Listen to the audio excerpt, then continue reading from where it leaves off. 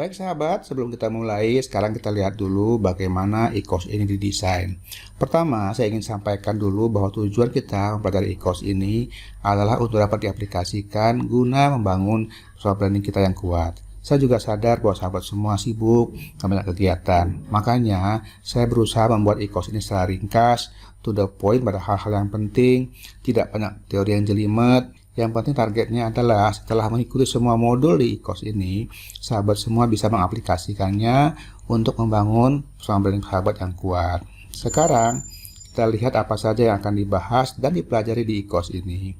Yang pertama, modul pertama kita akan membahas pengenalan personal branding. Di sini kita akan membahas apa itu personal branding, mengapa dia penting, dan kemudian apa saja keuntungan yang kita dapat kalau kita punya personal branding yang kuat.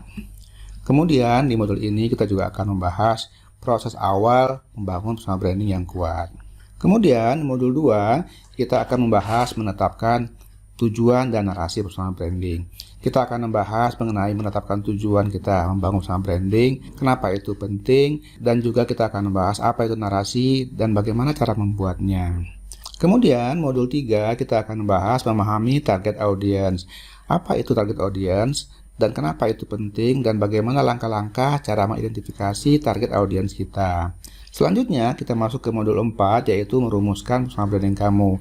Di sini kita akan membahas bagaimana cara membuat atau merumuskan pernyataan personal branding yang akan kita bangun. Selanjutnya di modul 5 kita akan bahas meningkatkan citra diri.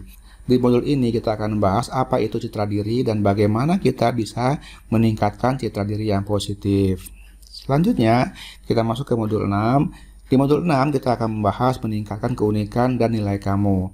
Di modul ini, kita akan membahas kenapa kita harus meningkatkan keunikan dan nilai kamu, dan bagaimana langkah-langkah untuk bisa membangunnya. Selanjutnya, kita masuk ke modul 7. Modul 7, kita akan bahas personal branding yang konsisten. Mengapa konsisten itu penting? Dalam bidang apa saja kita harus konsisten dan bagaimana contoh pelaksanaannya.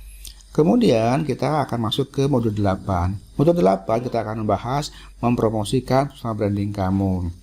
Di sini kita akan bahas kenapa promosi itu penting dan bagaimana cara strategi promosi yang tepat untuk personal branding yang kamu bangun. Selanjutnya kita masuk ke modul 9. Modul 9 kita akan membahas mengevaluasi keberhasilan personal branding. Di sini kita akan membahas bagaimana cara mengevaluasi personal branding yang kita bangun. Apakah sudah berhasil atau belum? Termasuk juga kita akan bahas bagaimana kalau belum berhasil, apa yang harus kita lakukan. Kemudian modul terakhir, modul 10 adalah merawat dan mengembangkan personal branding. Di sini kita akan bahas bagaimana cara kita merawat dan mengembangkan personal branding kita yang sudah kita bangun. Tapi itu belum selesai, masih ada lagi tambahan modul bonus. Modul bonus adalah di sini strategi membangun personal branding untuk orang introvert.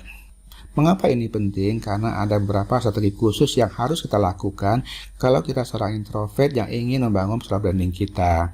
Jadi itulah sahabat apa saja yang akan kita pelajari di course ini. Semoga ini bisa menjadi jalan untuk melanjutkan karir sahabat dengan cepat. Sahabat belajar dan sampai jumpa di modul-modul selanjutnya.